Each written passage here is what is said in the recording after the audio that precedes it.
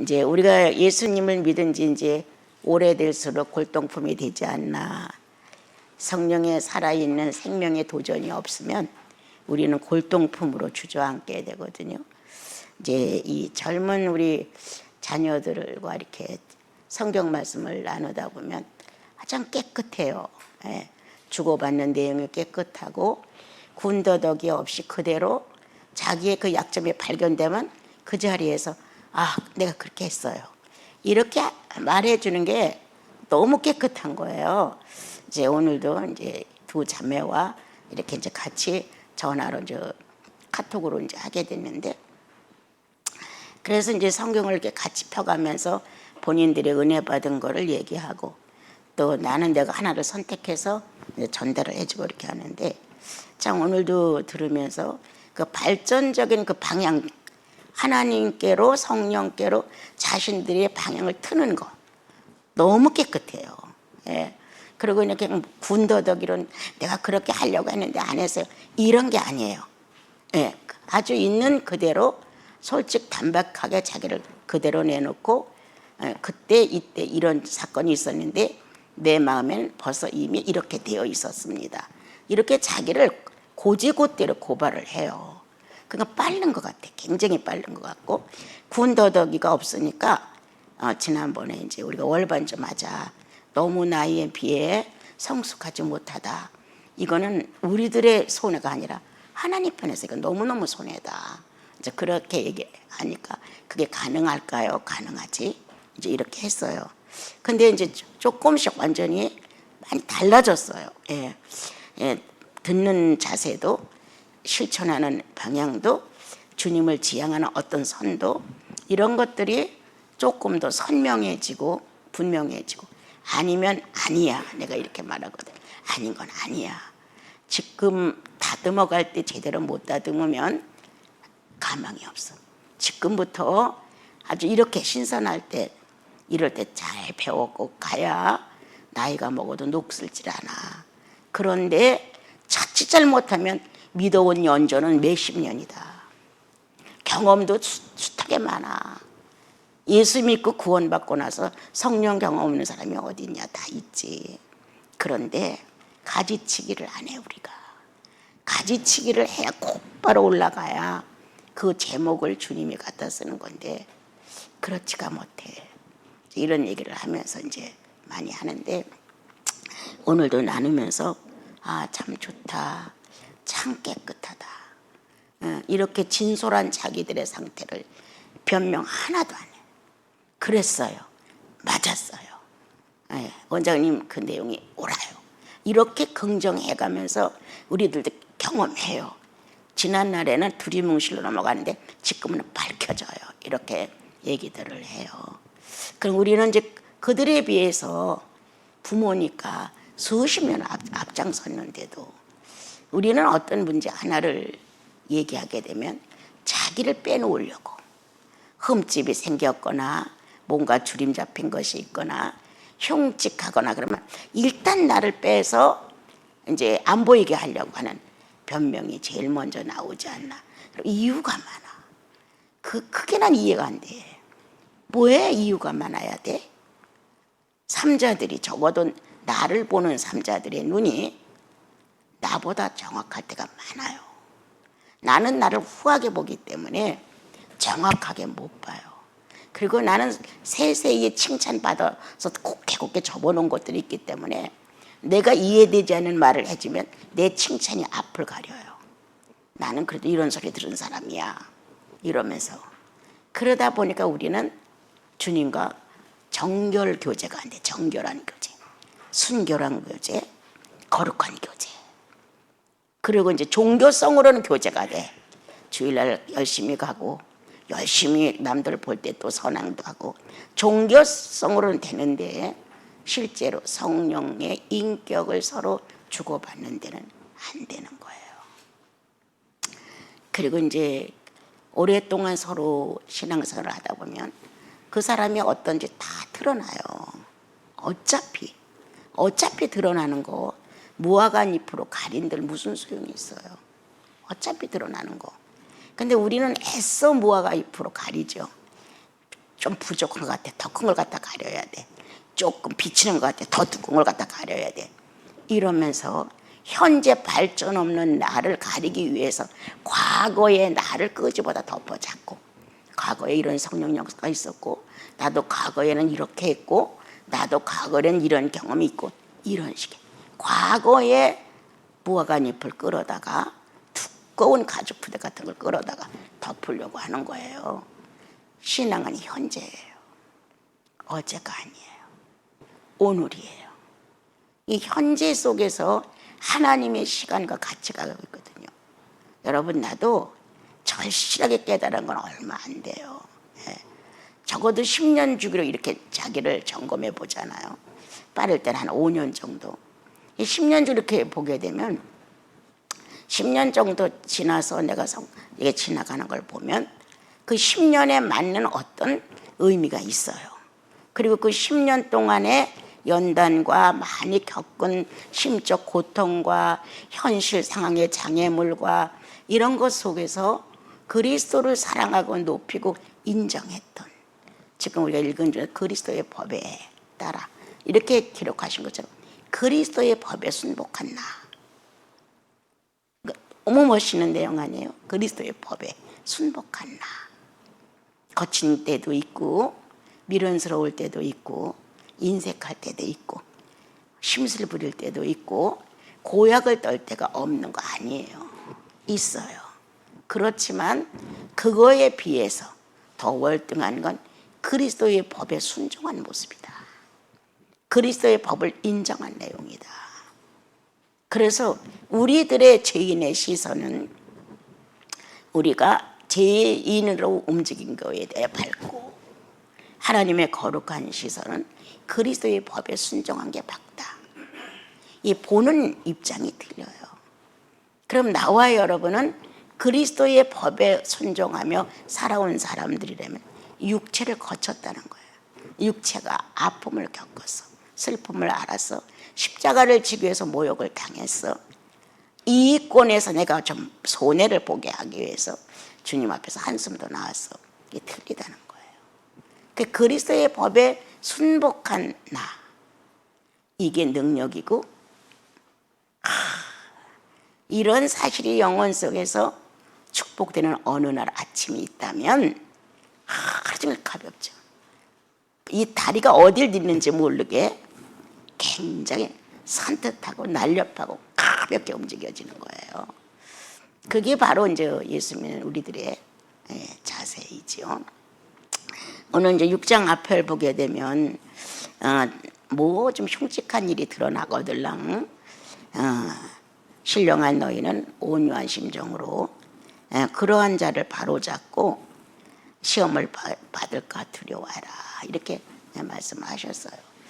자꾸 우리는 이제 온유하다는 주님의 이제 성령의 열매 중에 하나의 인격이 온유함인데, 자꾸 착하고 겸손하고 뭔가 겉으로 드러나는 게 좀 거칠지 않고 이렇게만 생각하고 온유를 우리가 가끔 오해해요.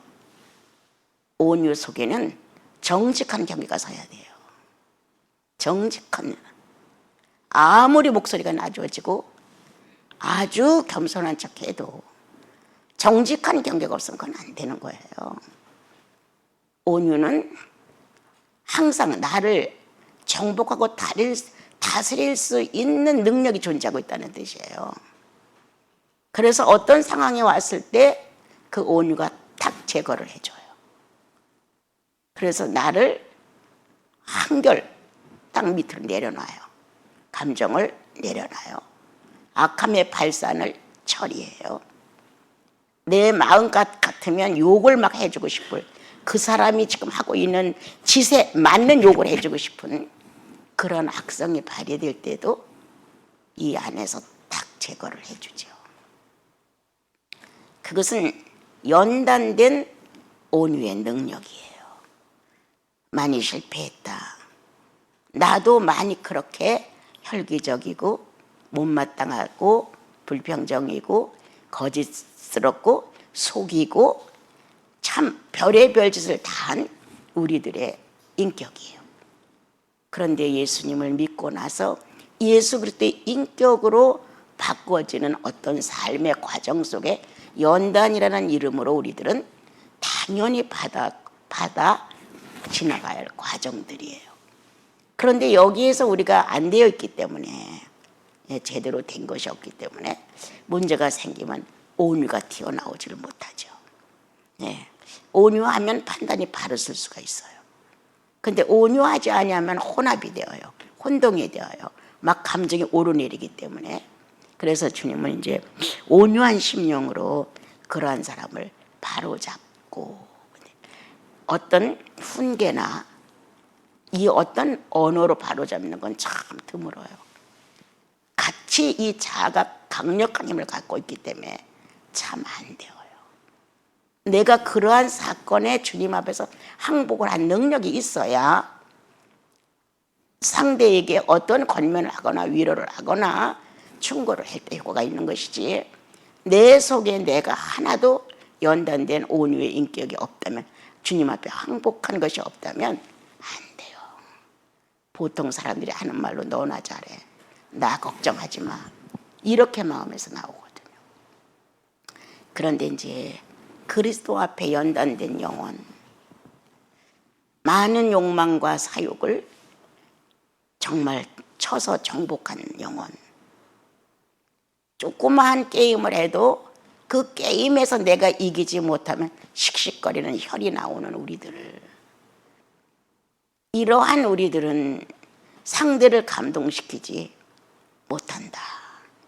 또한 상대를 감동시키지 못하는 것 중에 하나가 어떤 것이냐, 이기적인 데서 안 됩니다. 이기적인 것이 강력하기 때문에 상대를 감동시키지 못합니다. 부드러운 말, 선한 말, 평화적인 말, 위로의 말로 한다 할지라도 효과가 없습니다. 나 혼자 평화롭고, 나 혼자 은혜롭고, 나 혼자 자비하는 것 같은 거지 상대는 반영이 안 되는 거예요. 그런데 주님께 무릎을 꿇었던 나, 어떤 사건 앞에 내 가슴에서 밀려오는 우라를 정복한 나, 그것은 그리스도의 성령의 힘의 수고지 내가 그렇게 하려고 해서 되는 것 결코 아니죠. 그래서 예수 믿어가면서 주위 환경을 평정시킬 수 있는 것, 연단된 온유의 인격이 있으면 된다, 그런 얘기거든요. 그래서 어디서 연단을 많이 받냐? 그리스도의 법 앞에서. 그리스도의 법은 어떤 법이냐? 율법도 있고 양심의 법도 있고 성령의 법도 있는데 그리스도의 법이라는 건 잘 안 나옵니다, 이 말씀이. 이 갈라디아서에는 조금 특수한 내용들이 좀 들어있어요. 그리스도의 법은 육체로 다 감당했다는 거예요. 육체로 다 표명을 했다는 거예요. 육체로 정리를 했다는 거예요. 육체로 증명을 했다는 거예요. 그러니까 그리스도의 법은 어떤 거예요? 육체로 다 해결했다는 거예요. 물질 관계를 정확하게 정리했다는 거예요. 물질 관계를. 오늘이었나 아침이었나 묵상을 하다가 이제 어떤 문제를 놓고 어떤 분야에 대해서 묵상을 하다가 내용이 탈카닥 이렇게 움직임이 왔어요. 그래서 문자를 다닥다닥 보냈어요. 오늘 하루가 물질이 되지 않기를 바란다. 그렇게. 여러분, 내가 예수를 사랑하는 사상을 여러분들이 이해한다면, 내가 난데없이 당신들을 휴대폰에다 문자를 보냈다고 하면 이런 마음이 들어오겠죠. 그냥 무심코 에이 이까짓 거 뭐 이렇게 하겠어요? 아니잖아요. 물질이 되지 않은 하루가 되기를 바란다. 그렇다면 여러분들이 이와 같은 문자를 받았다고 해봐요. 하루 종일 조심스럽지 않겠어요? 자칫하면 물질이 되어서 신령하면 다 떠나고 성령의 사람의 모습 전혀 없고 이제 본능적인 죄악이 꿈틀거리고 물질을 놓은 타산으로 막 오고 가고 어지러울 것 뻔한 거잖아요. 오늘 나와 여러분은 주님의 말씀을 이거 온유한 마음이다. 안 돼요, 싫어요, 기다리세요. 이건 거부의 마음이에요. 거부는 물론 거칠고 반대적이고 뭔가 배신적이고 악함이 들어있어요. 그렇지만 이렇게 순전한 마음은 온유라는 이 단어 속에서 상대를 순복시킨다. 상대를 정복시킨다. 상대는 똑같은 물질이 사건을 놓고 물질들이 서로 주고받는 내용인데도 그 예수 그리스도가 연결된 그리스도의 몸으로 해결된 그리스도의 법이 존중될 때 상대는 움직인다는 거죠. 그래서 주님은 말씀을 하셨어요. 하늘나라는 말에 있지 않고 능력이 있다. 이렇게 말씀을 하셨죠. 그리고 이제 주님이 하시는 말씀이 너도 시험을 받을까 조심해. 저건 내 사건 아니니까 이렇게 팽개쳐 버리지 말고, 나도 저런 사건에 매일 수 있어. 나도 저 사건에 시험을 당할 수가 있어. 이렇게 조심스럽게 자신을 지키라는 것이에요. 그냥 너는 그렇지 뭐 이렇게 하는 게 아니라 나도 저럴 수 있지, 이런 거예요. 이게 얼마만큼 연단을 받지 않고는 자연성으로 돌아오지 않아요. 자연성으로 돌아오기까지는 숱한 실패를 해요. 실패했다, 또다시 회복됐다, 실패했다, 회복됐다.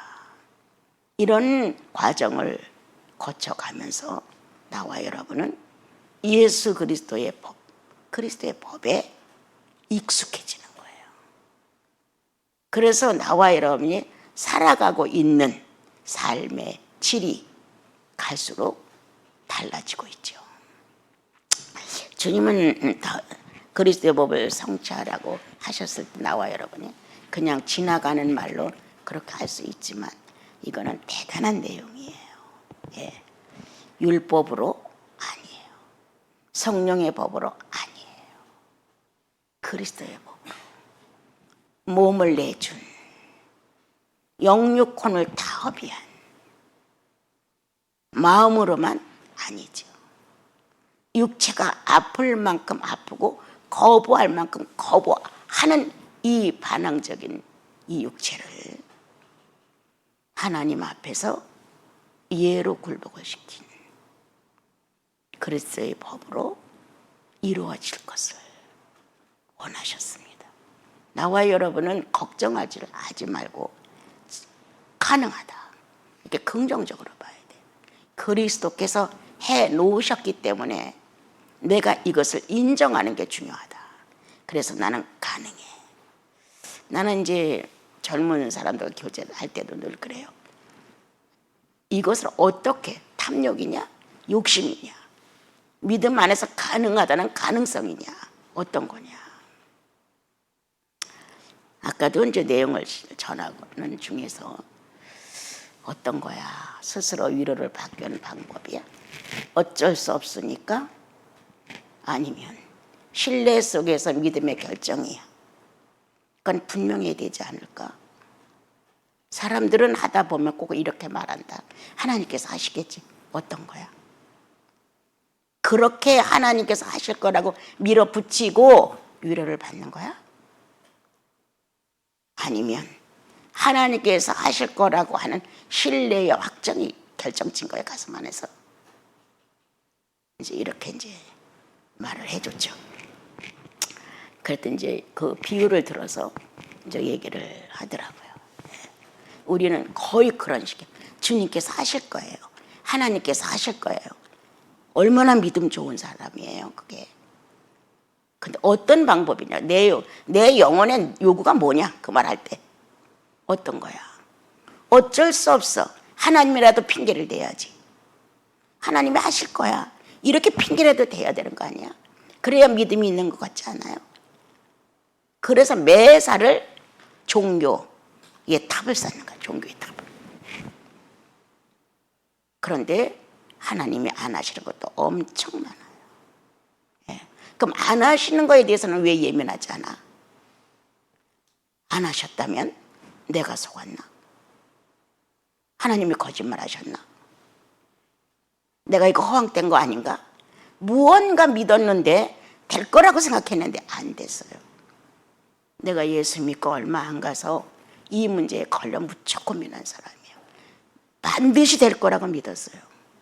주님이 그렇게 하실 거라고 믿었고 확신도 있었어요. 근데 안 됐어요.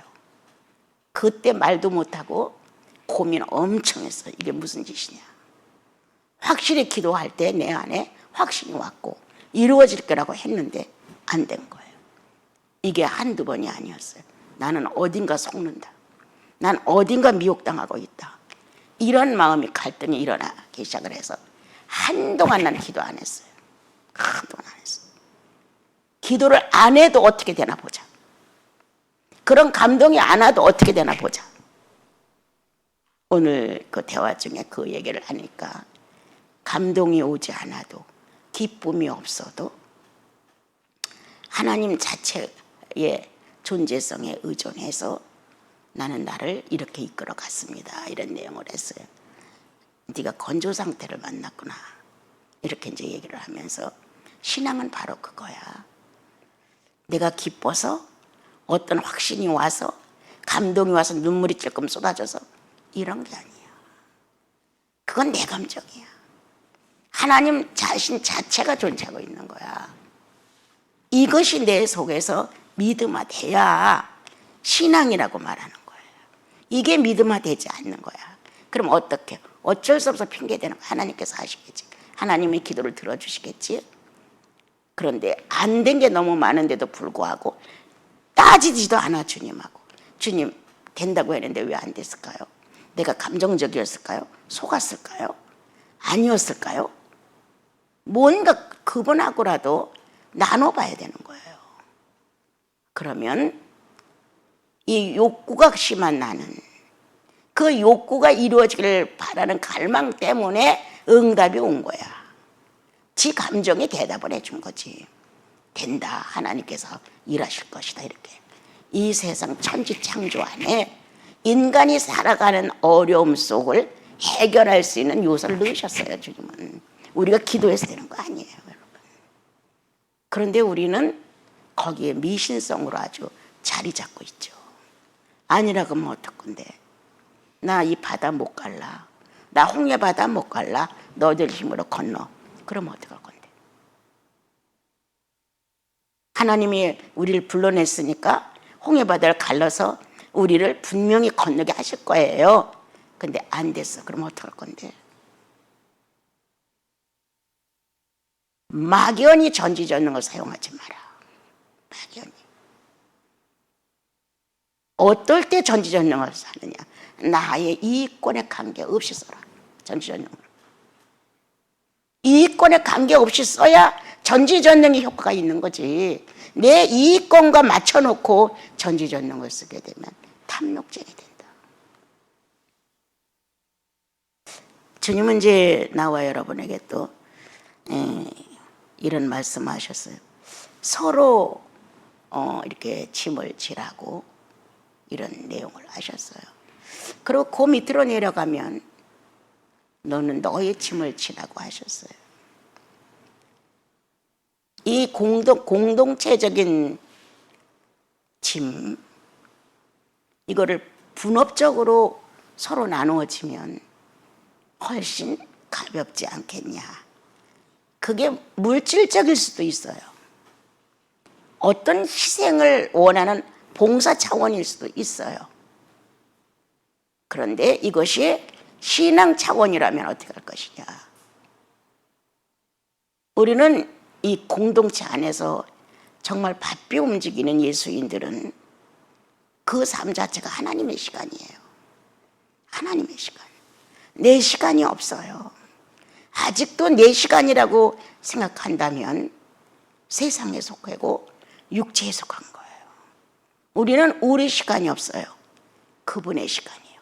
하나님의 시간 속에 우리가 좀 살아가고 있어요. 휴식을 해도 그분의 시간 속에서. 그러니까 만약에 예를 들어 주님이 우리들에게 자유를 선포하셨어요. 그래서 자유롭게 한다고 해도 이 율법에 매이고 알량한 자기 양심에 매인 사람은 이 정도 해도 되나? 이 정도는 하지 말아야지. 이렇게 한단 말이에요. 그런데 정말 자유가 뭔지를 아는 사람은 거기다가 매놓지 않아요. 우리가 짐을 지라 그러는데 짐을 못 져줘봐요. 내가 들여다봤어야 되는데, 내가 조금 뭔가 헌신을 했어야 되는데, 뭔가 좀 봉사를 했어야 되는데, 뭘 좀 줬어야 되는데, 이건 아주 물질적인 삶의 표현이란 말이에요. 어떻게 짐을 인격을 대신해줘라. 여러분들 정도의 좋은 말씀을 수십 년 들었다면 인격을 대신해주라는 거예요. 그 정도 짐을 들 수는 돼야 되지 않을까? 내 형제가 뺨을 맞을 때 대신 맞을 만큼 책임을 져라. 내가 했습니다. 사람과 사람 사이에서도 상대의 약점을 내 것으로 알고 내가 받아들일 때는 보는 사람으로 하여금 생각을 하게 해요. 그런데 발뺌을 하고 아니라고 하고 해명을 하려고 하게 되면 싫어져요. 그런 게 너무 많거든요. 그래서 이 공동체적인 세 사람 이상의 인수가 모인 수는 공동체를 위하는 모든 삶의 모범이 되어야 되는 거예요. 내가 끼치는 영향, 내가 해야 할 책임감, 내가 어떻게 움직여야 이들이 조금 더 유익할 수 있을까? 이게 공동체적인 삶이잖아요. 인격의 짐을 대신 져라. 나는 순교를 깨닫다가 그 전에 그거였구나. 이렇게 혼자 이제 느낀 적이 있었어요. 나는 순교하라면 못할 것 같아요. 그래서 나는 주님, 나는 은사가 순교가 없는 것 같아요. 난 순교 못할 것 같아요. 이런 말을 참 많이 했어요. 대신 지는 거예요. 대신. 성령이 내 연약함을 대신 지시면 할 수 있어. 그런데 성령이 내 연약함을 대신 안 줘. 그럼 나는 순교 못해. 안 하는 거야. 이런 어떤 깨달음이 오는 거야. 가슴 속에서. 그렇구나. 내 욕심대로 순교를 해야만 1등 신자 같고, 순교를 안 하면 죄인처럼 숨어 살아야 되는 것 같고, 이런 식의 내하였단 말이에요. 그런데 성령이 대신하지 아니하시면 할 수 없다. 그리고 성령이 대신 인격을 짊어져 주시면 우리가 각자가 내 형제 자매들의 부족한 점, 어리석은 점, 미성숙된 부분에 인격을 대신 짐을 져주면 얼마나 큰 축복이 영혼 속에 오겠어요. 성장이라고 하는 아름다운 열매들이 주렁주렁 열리겠죠. 그리고 이제 내가 질 수 있는 거는 내가 져야죠. 그죠? 아주 너무 커서 내가 이기고 갈 수 없을 만큼이면 주님이 대신 져요. 그런데 보통은 주님이 감당할 수 있는 시험을 주신다고 했어요. 그렇다면 내게 오는 짐은 내가 감당할 수 있는 짐일 것이다. 근데 이거를 소문을 퍼뜨리는 거야. 난 못 진다고. 이런 식의 무언가가 남으로부터 도움이 오기를 기다리는. 내가 이만큼 그 전에 자기한테 그만 사람한테 잘했으니까 내가 지금 이렇게 군색하니까 자기가 조금 내 소식을 들으면 좀 덥지 않겠는가? 이렇게 내 짐을 누군가가 와서 대신 져 주기를 바라는 이 자그만 쌀 몇 톨이라도 기대가 있다는 거야, 인생은. 그거는 십자가의 고난을 모르는 사람들이에요. 십자가가 고난스러웠고 고생스러웠고 죽음과 같았기에 부활이 소중하지. 십자가가 아무것도 아니고 연극처럼 그냥 잠깐 손발 묶어놨다가 내리는 거였다면 무슨 부활이 와요? 그게 무슨 영광이 되겠어요, 여러분? 자기 것은 자기가 감당하게끔 되어 있어요. 그런데 우리는 내 것을 내가 감당하지 못함으로 인하여 남의 나를 돕기를 은근하게 기대했다가 안 되면 죄도 안 진 그 상대를 죄인 취급해버려요. 도울 수 있고 안 도울 수 있는 건 그 사람의 자격이에요. 그런데 내가 이렇게 지금 어려운데 왜 안 도와? 이럴 수가 있단 말이에요. 하도 사람들은 자기 편에 자기 입장에서만 어떤 얘기를 해주길 바라요. 나는 정반대 얘기를 많이 하죠. 아유, 좀 그러지 마시고 좀 위로라도 좀 한번 해보세요. 막 이렇게 나한테 말해요. 딴 데 가서 말하면 위로 충분히 받는데 뭐 나한테까지 와서 무슨 위로를 받아. 나 하나 좀 위로하고 가시오. 자기 짐은 자기가 지게끔 주님이 축복을 해놨어요. 감당할 수 있게 하신다고 하셨어요. 이거를 남에게 의존해서 내 걸 조금 덜어가기를 기대하지 마라. 덜어가지 않는다고 원망하면 그 죄 짓는 거예요. 상대까지 죄인을 만드는 거예요. 이럴 때가 너무 많다. 찬송가를 홀로 불렀던 주님이 십자가 지던 날 저녁 노래가 제가 혼자 잘 부르는 게 있어요. 십자가 지고 홀로 있던 밤 다 떠나가 아무도 없는 그 자리에 누가 십자가를 지려고 했어요? 누가 격려를 했어요? 누가 눈물을 닦았어요? 한밤을 지샐 정도로 어려운 저녁 때가 됐는데 얼마나 고달팠겠어요? 위로 없는 밤, 어느 누구도 동력이 될 수 없는 밤, 그러한 그리스도로 내가 짐을 졌는데 내 것 좀 갖다 줘, 이렇게 하지 아니하셨어요. 내가 지고 간다. 이렇게 주님은 자기 걸로 의당히 받아들이시고 십자가를 지심으로 인류 전체 영혼을 정복시키셨어요. 그 능력이 지금도 활활 타올라요. 지구 어느 구석구석에서도 복음은 전파되고 있어요. 아무리 죄악이 넘치고 넘쳐도 구속은 사라지지 않아요. 그렇게 주님이 우리에게 격려를 지금 하시는 거예요. 공동체적인, 교회적인 두세 사람이 모인 어떤 모임 정도의 사건들은 서로 분업해서 나누어져라. 인격을 대신하라. 그러나 개인의 것은 개인이 감사함으로 가라. 그 연단 속에 새롭게 터득되는 은혜는 본인 거예요.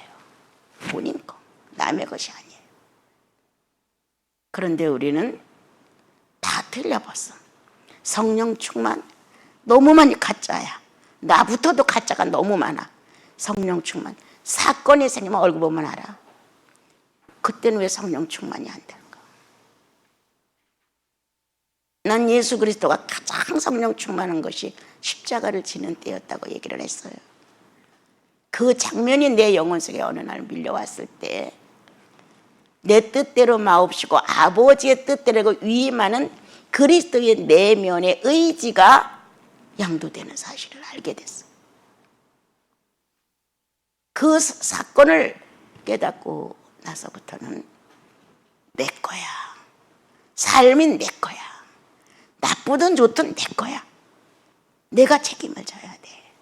그런데 유난히 내 뜻대로 안 되면 얼굴 빛이 나빠. 또 사람들하고 만나 얘기할 때 목소리가 처져. 내용이 궁상스러워. 이거를 이길 만한 감정, 감격, 이걸 이길 만한 지성, 이거를 이길 만한 의지가 없어. 아, 어디가 아파요? 얼굴이 왜 그래요? 이러잖아요, 우리들이. 무슨 일 있어요? 왜 이렇게 안색이 안 좋아요? 다 나타나.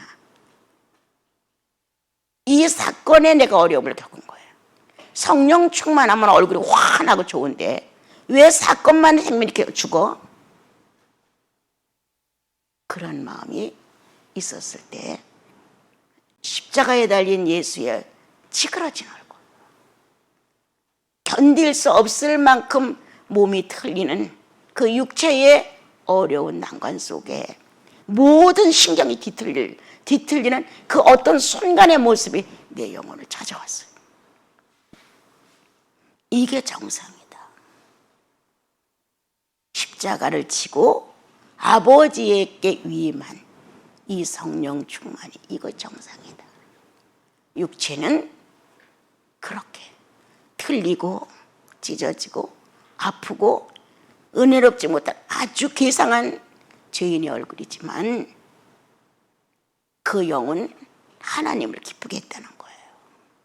그런 깨달음이 있는 상태에서 어느 날 시간이 좀 지나서 이사야서를 읽으니까 내 종이 고난받는 것을 기뻐했다는 내용이 있는데 내가 깜짝 놀랐어요. 이렇게 성경에 이미 이사야서를 통해 기록을 해놓으신 걸 내가 못 읽은 거야. 그런데 그런 경험 속에서 하나님의 기쁘심이 여기에 있었구나, 이런 거를 이 영어에서 느낀 적이 있었어요. 근데 이사야서에 그 말씀이 있더라고. 그래서 엄청 내가 아주 은혜를 받고 감사를 했었어요. 여러분, 자그마한 사건으로 인하여 너무 많이 표내지 말자. 기분 나쁘다고, 기분 좋다고, 뭐가 형통하다고, 뭐가 막혔다고, 뭔가 성공적이라고, 뭔가 실패적이라고, 여기에서 오르내리는 감정으로 살지 말자. 내가 만난 현실은 아버지의 기쁨이시다. 내가 만난 현실은 하나님의 기쁘심이라는 거예요. 이렇게 주께서 우리들에게 인생사는 짧아, 영생의 비밀은 아무것도 아니야, 잠깐 거쳐와 하고 보내신 거니까 여기에 연연해서 영혼을 손해보시면 안 됩니다, 여러분. 그래서 우리 이제 서로 사랑하고 서로 우애하고 서로 좀 칭찬도 해주고 서로가 필요한 사람들이 좀 되어주어서 갈라디아 교회의 성도들이 정상적인 신앙으로 성령 충만하기를 바랬듯이 우리들도 시대가 참 여러 가지로 많은 변덕을 떨면서 지구를 흔들지만 예수 믿는 거듭난 하나님의 자녀들은 그렇지 않다. 영혼 안에 하나님과 이루어지는 교제권이 있다. 그 식탁은 주님은 나를, 나는 주님을 놓고 마주한 식탁이다. 주님은 찾아온 나와 여러분을 식탁에 앉혀놓고 받아 먹어라, 내 살이야. 받아 먹어라, 내 피야. 이렇게 만찬의 식탁을 열어서 인생으로 살고 가신 당신의 고난의 어려움의 한 장면을 우리에게 소개하시는 거죠. 살이 되어 우리를 살리기까지, 잔이 되어 우리의 목마름을 해결하기까지 주님은 떡과 잔으로 식탁을 대하시면서 우리를 그렇게 살려주시죠. 그러한 나와 여러분의 축복이 성령 안에서 있습니다. 그러므로 고난이 달갑지는 않습니다. 그러나 고난을 통하여 내가 익어가고 있는 것이죠. 염으로 가고 있는 것이죠. 그리고 예수님과 맞춰질 수 있는 건 고난뿐이에요. 고난을 통해서 맞춰지는 거예요. 고난을 통해서 평화를 알고 사랑을 알고 희락을 알고 자비와 양성과 절제와 충성을 하는 거예요. 그래서 성령 충만, 아버지를 기쁘게 해드리는 순간 성령 충만이시다. 나와 이런 현실을 살면서 인생의 약점은 다 있어. 이거 탓하지 말자. 그리스도로 거듭난 주님의 자손들이라면 그 안에 성령이 존재하는 걸 인정하고 성령과 내가 맞상을 하고 겸상을 해서 서로 바라보면서 인생의 만찬을 하는 성도라고 하는 거. 내 형제가 아무리 약해도 만찬의 일원이야. 내 자매가 아무리 연약해도 만찬의 일원이야.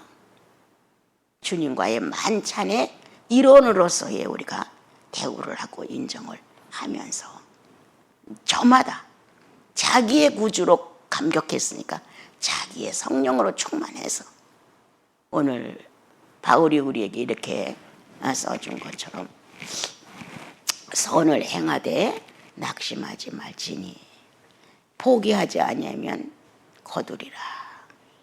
이렇게 하셨어요. 예. 어떤 것일지라도 나와 여러분은 하나님의 시간 속에 하나님의 역사를 이뤄가는 것이지 이런 모든 피조물들이 한때 왔다 사그러져 가는 게 아니에요. 그러므로 때가 되면 거두리라. 때가 되기까지 일부 추수를 거쳐서 완성이 되고 예수께서 정말 재림의 주로 완성되면 완전한 추수가 되겠죠. 그러나 지금 여러분과 나는 부분적이에요. 이 면에서 저 면에서 이렇게 주님을 기쁘게 해드릴 수 있는 그러한 선행을 하셔서 하나님 기쁘고 내 형제 자매들 기쁘고 나도 기쁘고 그랬으면 참 좋겠습니다.